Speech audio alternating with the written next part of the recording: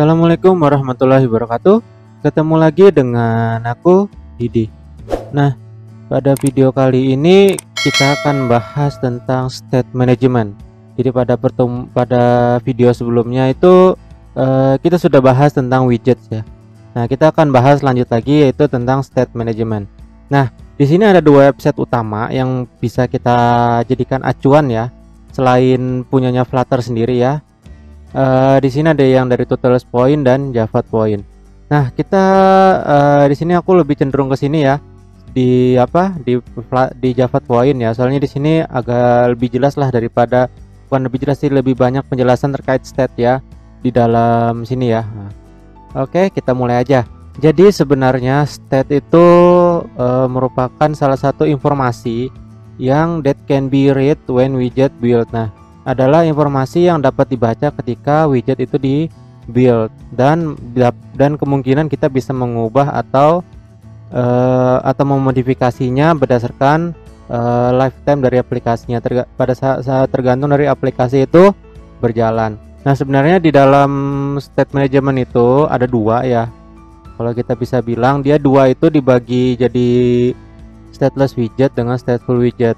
Walaupun di video sebelumnya kita juga bahas widget itu terklasifikasikan juga menjadi dua, stateless widget dan stateful widget. Tapi di sini stateless widget dan stateful widget itu sebenarnya dipakai terus ya pada saat kita membuat state management. Nah, dipakainya kapan? Tergantung kebutuhan kita. Tapi di sini kalau untuk pengertian state itu sendiri, yaitu ini tadi ya, yang paling utama adalah gimana caranya kita dapat membaca informasi ketika build itu kita create, dan kemudian kita bisa melakukan perubahan atau modifikasi selama aplikasi itu berjalan. Atau kalau di sini di website ini, state itu biasanya dipakai, di sini nggak ada penjelasan ya. State itu kan kalau di Indonesia kan adalah pernyataan ya. Pernyataan berarti bisa dibilang aku mau kayak gini, aku mau kayak gini, aku mau seperti itu, aku mau seperti ini. Nah, itu berarti maunya kita harus kayak gimana. Nah, itu berhubungan dengan state ya, seperti itu. Nah, di sini if you want to change your widget, nah ketika kita ingin mengubah widget kita, maksudnya misalkan dari button A berubah, misalkan dari button A itu warnanya merah, kita pengen ubah jadi biru, kita butuh yang namanya update state object. Nah, update state itu kita bisa menggunakan set state dulu. Nah, kita bisa menggunakan set state pada function yang ada dalam stateful widget. Nah, ini berhubungan dengan stateful widget lagi ya. Nah, set state itu sendiri itu memungkinkan kita melakukan berbagai macam ya instruksi yang bisa kita lakukan di dalam widget kita sendiri. Jadi state itu bisa dibilang kayak memberikan modifikasi ke dalam widget itu sendiri. Jadi dengan dari state kita bisa mengubahnya ya. Nah, dengan dari state management itu sebenarnya bukan sebenarnya lagi ya, seharusnya pasti dipakai di dalam pembuatan aplikasi mobile berbasis Flutter ya, dimana ini merupakan salah satu yang paling populer dan sangat dibutuhkan dalam life cycle sebuah aplikasi. Nah, kalian lihat di gambar ini sendiri, ini adalah UI, ada layout screen sama dengan fstate, dimana UI itu sama dengan fungsi dari state yang kita bikin. Nah, fungsi dari state yang kita bikin itu apa sih? Itu berhubungan dengan widgetnya. Jadi seperti itu. UI artinya ini adalah, kalau kalian lihat di gambar, kalian lihat di ini ya, artinya adalah UI itu sama dengan widget atau function state. Nah, seperti itu. Nah, itu terkait tentang state ya. Nah, contohnya lebih dalam biasanya kita bisa lihat di mana nih ya. Contohnya untuk state itu, nah di sini. Untuk state itu contohnya seperti ini. Let us consider a simple shopping cart application. Coba kita lihat contoh dari aplikasi shopping cart ya. Nah, contohnya yang pertama, ini ada beberapa langkah. User will login dari credential to the. Jadi yang pertama kita butuh state yang berhubungan dengan login user, dimana user tidak bisa memberikan action ke dalam aplikasi kalau dia tidak bisa login, seperti itu. Nah, once user is login, pada saat user sudah masuk, application should persist the login into user on the screen. Jadi aplikasi harus memberikan persis untuk user secara detail. Intinya adalah pada saat user sudah berhasil login, si aplikasi harus memberikan informasi detail, semua informasi yang ada yang berhubungan dengan login dari user itu sendiri ke dalam screennya semua. Nah, itu berhubungan dengan stat.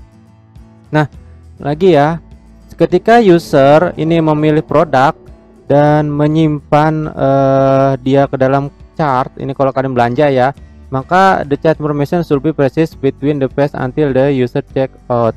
Jadi seharusnya chat information should persist between the page until the user check out the cart. Berarti cart information itu seharusnya menampilkan atau bisa dibilang dengan kita pada saat kita mengklik produk yang ada di dalam ya misalkan toko online ya, si chart information itu pasti biasanya akan menyimpan informasi-informasinya ke dalam chart ya, bisa bilang shopping cart atau bisa dibilang dalam kotak belanjaan ya. Nah, sehingga sampai si user itu check out itu artinya belanja. Nah, kalau kalian sering pakai Shopee atau Tokopedia atau aplikasi belanja online lainnya, kalian pasti nggak asing dengan proses seperti proses seperti itu merupakan simple proses yang ada di state management menggunakan Flutter ya. Nah, jadi pada saat dia sudah melakukan check out, user and their chat information are instant called state the application of that instant. Jadi intinya kalau kita melakukan login, mesti kita melakukan booking barang ya, istilahnya itu sudah termasuk dengan proses state management seperti itu. Nah, itu adalah contoh simple dari state management. Jadi intinya state management itu adalah gimana caranya kita dapat mengubah atau memberikan informasi tambahan ke dalam widget yang ada di dalam Flutter. Nah, untuk state itu sendiri sebenarnya dibagi dua. Yang pertama adalah state yang disebut dengan Apparel dan kedua adalah disebut dengan app state. Di sini juga sama, penjelasannya ada dua juga ya, Apparel state dan app state. Nah, seperti itu. Nah, untuk Apparel state itu sendiri itu berhubungan dengan current state of animation of single page, current rating of product. Nah, dia berhubungan dengan animasi dalam satu page tertentu, satu page aja. Nah, dia Flutter support stroke stateful widget. Nah, dia bisa menggunakan stateful widget ya untuk ephemeral ini. Selanjutnya disebut dengan app state last for entire application like in user detail. Nah, ini berhubungan dengan proses login, terus informasi barang dan seterusnya. Nah, dia mensupport yang namanya scope model, atau kalau kalian lihat di websitenya JavaPoint, ephemeral state itu adalah as no US state or local state. Jadi state yang hanya berjalan pada satu single page atau spesifik widget aja. Nah, contohnya apa sih? Nah, contohnya adalah text field. Nah, kalian lihat sini. Dia hanya berjalan pada text field aja, tidak berjalan pada yang lain juga, tidak melibatkan hal yang lain. Nah, in the above example, the name of primary state only state function inside stateful widget. Nah, ini adalah contohnya adalah stateful widget ya. Benar, stateful widget di mana dia menggunakan widget yang widgetnya yaitu text field. Nah, selanjutnya ada yang disebut dengan app state. Nah, app state itu bisa dibilang lebih tinggi ya penggunaan. Jadi dia tidak hanya melibatkan satu widget aja atau satu kelas dalamnya, dia melibatkan berbagai macam kelas. Nah, kalian lihat di sini bisa dibilang ini lihat di gambar ya, data who need it. Nah, some widget, most widget, app state. Jadi intinya app state itu adalah state yang menggunakan berbagai macam widget. Kalau sedangkan yang ephemeral state itu hanya menggunakan satu widget aja, single widget. Nah, simple example of app state can be learned in provider package. Nah, biasanya kalian bisa lihat di sini. Nanti kalian coba aja buka di websitenya JavaPoint. Sini aku cuma bahas tentang Flutter state management aja ya. Nggak akan banyak yang lain. Nah, di dalam app state itu state management with the provider. Di sini dia menggunakan third party. Di sini dia untuk menggunakan app state dia menggunakan di sini ada 3 nih ya, bisa dipakai ya. Ini change notifier provider dan consumer. Nah, ini bukan 3 sih sebenarnya. Ini konsep sebenarnya, konsep untuk penggunaan library di dalam app state. Jadi di sini ini berhubungan dengan pembelanjaan ya. Nah, ini berhubungan dengan pembelanjaan. Sebenarnya intinya adalah ini widget-widget ini saling terhubung. Jadi walaupun mereka berbeda kelas, mereka saling terhubung. Ini adalah contoh simpelnya. Jadi di sini ada 3 function atau 3 library, change notifier provider dan consumer. Nah, di sini. Nah, di sini mereka sering terhubung dengan apa sih? Nah, untuk menghubungkan antar tiga state ini atau tiga widget ini, kita membutuhkan yang namanya navigation and routing. Jadi kita akan lanjut lagi. Jadi state itu sebenarnya dibagi dua. Yang pertama adalah ephemeral state, di mana dia prosesnya hanya berjalan pada satu kelas aja. Di sini aja, atau bisa dibilang dia masuk ke stateless widget ya. Lebih cenderung ke stateless widget, sedangkan kalau yang app state lebih cenderung ke stateful widget dan gabungannya stateless widget ya. Nah, dimana dia prosesnya akan melakukan di berbagai macam kelas atau berbagai macam widget ya. Nah, cara menggabungkannya gimana sih? Nah, cara menggabungkannya kita menggunakan yang namanya teknik navigation and routing. Itu ada di di page selanjutnya ya. Kalian bisa lihat di Java Point. Kalian tinggal pilih aja di sini ya, navigator routing. Nah, untuk navigation and routing itu berhubungan dengan gimana caranya kita bisa menghubungkan antar widget satu dengan widget lain, atau lebih besarnya adalah menghubungkan antar satu kelas dengan kelas lain sehingga mereka bisa saling terhubung. Jadi seperti itu. Nah, di dalam Flutter navigation and routing itu sebenarnya ada beberapa hal yang harus perlu, ada basic routing yang harus perlu kalian ketahui. Nah, yang pertama ada yang disebut dengan material page route, dan ya ada juga yang disebut dengan navigator push dan navigator.pop. Nah, material page route itu yang seperti apa sih kalau kalian lihat di sini? Nah, material page route itu kalau kita lihat di sini penjelasannya di tutorial point, itu adalah widget yang digunakan untuk ngerender UI by refreshing some enter with a material specific animation. Jadi intinya adalah material page route ini digunakan untuk merender UI dengan mengubah screen yang ada itu menjadi ke specific animation. Jadi dengan adanya material page route ini, UI misalkan UI adanya di UI A, dia akan berubah ke UI B menggunakan apa? Menggunakan material page route. Caranya gimana? Nih kalian tinggal lihat di sini. Nah, nanti kita akan coba cara penggunaan ya di selanjutnya. Nah, lanjut lagi. Kita akan masuk ke navigation.push. Ini biasanya adalah untuk menavigate misalkan kita pengen pindah dari A ke B. Nah, kita dari kelas A atau widget A ke B, kita gimana caranya? Kita menggunakan push, dimana di sini caranya seperti ini. Nanti kita akan coba ya. Selanjutnya adalah navigation pop, untuk menavigasi ke screen sebelumnya. Misalkan sudah dari A ke B, kita pengen balik lagi dari B ke A, gimana caranya? Kita menggunakan navigation.pop seperti itu. Nah, kita lihat lagi ya contohnya di sini. Cara pembuatan navigation and routing di dalam state management ya. Jadi kita butuh yang namanya navigation and routing agar antar satu kelas atau widget itu bisa saling terhubung. Oke. Pertama-tama kita lihat contohnya, kita praktekkan menggunakan Java Point ya.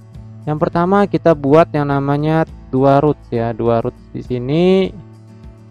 Yang pertama, nah ini antar satu kelas dengan kelas lain ya. Di sini kita coba bikin, nah simple code-nya seperti ini. First route extend stateless widget, terus nanti di sini dia menggunakan open route on press. Nah, oke, sebentar ya, kita copy dulu. Kita buat dua kelas tertentu. Nah, di sini aku mau coba buat kelas baru aja ya. Kelas new apa ini? Dart file. Oke. Namanya state. Navigate ya. Navigate routing. Nah, oke, sekarang ini sudah selesai, baru kita copy pastekan di sini ya. Bentar, kayaknya ada yang kurang. Kita perlu import ini ya, import paketnya dulu. Bentar. Di sini, bentar. Oke, bentar. Kita pastekan. Ini pasti error karena kita belum mengimport paket dat utamanya. Kita coba pastekan di sini. Nah, 2 3. Nah, nggak error kan? Nah, ini sudah selesai. Ini kita membuat dua kelas atau dua route, dimana first route-nya itu dia mengarah ke sini, second route dia mengarah ke sini. Oke. Setelah itu kita berikan apa ini? Berikan navigation push, dimana tujuannya adalah kalau misalkan kita klik salah satu button dia atau klik salah satu action, itu dia akan pindah ke kelas selanjutnya. Nah, di sini kita akan masukkan ke dalam kelas first root, dimana kita akan masuk ke dalam method onPress. Nah, di sini kita masuk ya. Nah, oke, kita coba masuk ke dalam sini first root. Nah, di sini dia. Nah, gunanya onPress ini apa sih? OnPress itu kalau kalian masih ingat di Java atau kalau misalkan pakai native ya, itu adalah pada saat kita ngeklik action apa aja sih yang akan keluar, nanti kita masukkan ke onPress. Nah, push, kita masukkan push berarti dia akan mengarah ke second root, dimana di sini. Nah, ini adalah untuk mengubah tampilan. Jadi material page root itu untuk mengubah tampilan yang asalnya A menjadi B. Nah, seperti ini. Nah, di sini otomatis defaultnya ya, kalau kalian tulis material, bentar, kita coba ya, kita coba navigator,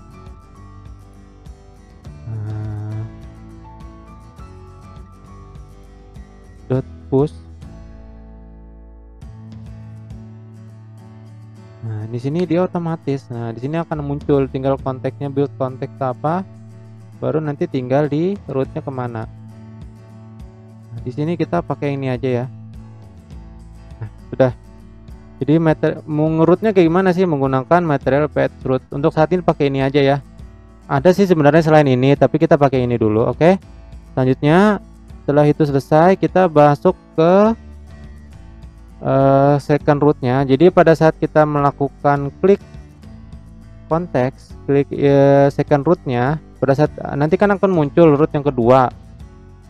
Muncul, dia akan masuk ke kelas yang kedua, maka pada saat dia klik kita akan masuk ke pop. Jadi pop ini otomatis dia akan membalikan ke sebelumnya. Itu aja sih sebenarnya. Kalau mau lebih detail kita tinggal masukkan aja di sini ya, nanti mau langsung ke first root juga bisa, sama aja sih sebenarnya. Di sini aku ngopi saya mana ya, sampai sini ya, tinggal sama aja sebenarnya, tinggal dikasih koma. Nah, sama aja. Kalau kayak gini, ini ada kelebihan nih komanya, nggak apa-apa. Jadi kalau kayak gini otomatis dia akan balik ke page sebelumnya. Sudah, gitu aja sebenarnya. Oke. Nah, di sini apakah ini selesai codingnya? Ini belum. Karena seperti yang aku bilang di video pertama, jadi kalau Flutter itu cenderung ke bahasa C ya. Jadi harus ada yang namanya fungsi void. Fungsi void. Jadi fungsi voidnya kita akan masuk ke sini. Nah, kalian lihat aja di sini voidnya. Nah, ini harus pasti, ini pasti ya harus ada di sini. Void main. Nah, di sini ada beberapa settingan. Ini kalian bisa baca sendiri. Material PP settingannya. Terserah kalian mau setting kayak gimana. Di sini dia menggunakan dimnya colornya green. Nah, awalnya green. Oke. Selanjutnya ada apa aja sih yang berubah lagi? Di sini tetap. Dia melakukan perubahan warna ya. Di sini sudah. Oh ya, sudah benar ya. First root. Di sini dia body, child, trace button. Bentar, miskin press on press. Colornya dia pakai color apa nih? Di sini diganti lagi namanya. Ini lebih detailnya. Oke. Kita coba lagi kopas lagi. Di sini dia mengganti namanya open row second. Tinggal ganti aja sih sebenarnya. First root. Oke, bentar. First screen. Nah, diganti tag title first screen sudah. Dia apa aja ini ganti sih? Nah, colorsnya diganti, tambah ya. Di child terus ditambah di bawahnya colors orange. Oke. Nah, di sini dia menggunakan warna orange. Selanjutnya pada saat saya diklik dia akan berubah warna juga. Oke. Di child, biasanya di child. Nah, setelah seperti ini. Bukan. Ini aja. Ini di mana nih dia? Di raise button, body center, raise button di bawahnya. Oke. Nah, jadi kalau mau nambah-nambah itu usahakan di sini ya. Di bawahnya child sini.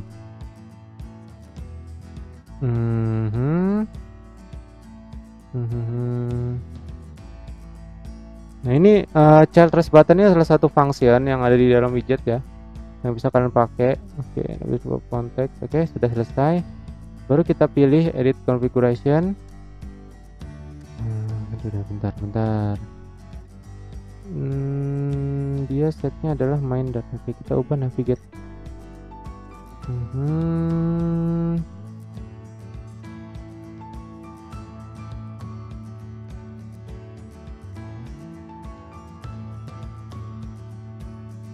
Bentar, kita coba. Oh ya, ini kita bikin baru ya. Karena di sini aku bikin 2 kelas, berarti aku harus bikin 1 lagi. Bukannya apa nih? Oh, salah. Itu delete. Ini apa nih? Gambar itu ya. Kayak gambar apa itu? Ini adalah dart apa nih? Dart main dart. Yang gambar itu. Oke. Di sini namanya navigation routing dart. Kita intended play. Udah bisa nggak ya? Edit. Terus di sini yang kita pilih adalah yang bentar.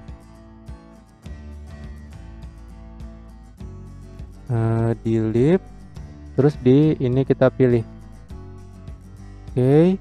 Selanjutnya apply. Oke. Bentar, kita edit lagi. Di sini oke.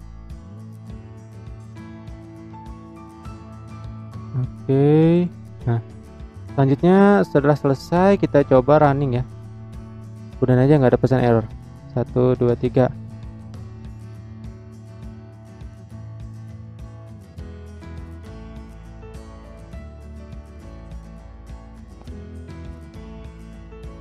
Nah, sudah bisa ya.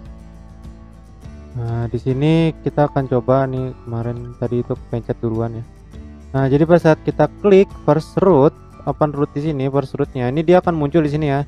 Title-nya di sini berarti first root ya. Nah, selanjutnya di sini ada button, kita buat button di sini namanya rest button. Ini nama widgetnya adalah rest button. Nah, di sini nama untuk di dalamnya adalah open root, di sini warnanya ada orange. Nah, pada saat kita ngeklik press ini maka dia akan muncul ke kelas yang kedua. Nah, di sini. Nah, di sini adalah button yang kedua di mana dia juga sudah berbeda kelas ya. Nah, di sini kalian lihat ya, kalau pada saat kita klik pop berarti dia akan balik ke button atau ke kelas yang sebelumnya. Jadi seperti itu. Nah, konsep ini sama kayak konsep yang ada di dalam stack ya. Push dan pop ya. Ya, push sama pop ya. Push sama pop. Ini konsepnya sama kayak stack. Jadi nanti dia akan balik ke sini. Nah, berhubung kalau kita menggunakan ini yang push ini kayaknya nggak mungkin dilakukan kalau misalkan pathnya ada banyak ya. Nah, makanya kita butuh yang namanya pemberian yang namanya gini ya. Penamaan root yang navigation, pemberian navigasi dengan penamaan root yang default ya. Bukan default sih, bukan customize. Atau lebih detailnya kita akan pindahkan dia ke yang ini tadi, menggunakan jadi ada tambahan di sini koma, langsung ditunjuk aja ke tempatnya yang mana. Kalau ini dia akan balik ke konteks atau balik ke kelas yang sebelumnya atau widget sebelumnya. Nah, itu terkait tentang state management, navigation and routing yang ada di dalam Flutter. Nah, untuk lebih detailnya kalian bisa coba aja. Banyak kok yang bisa kalian explore di sini. Websitenya juga sudah nanti aku cantumkan juga di deskripsi. Kalian bisa coba-coba di situ ya. Oke, itu aja sih untuk video kali ini. Kurang dan lebihnya aku mohon maaf. Assalamualaikum warahmatullahi wabarakatuh.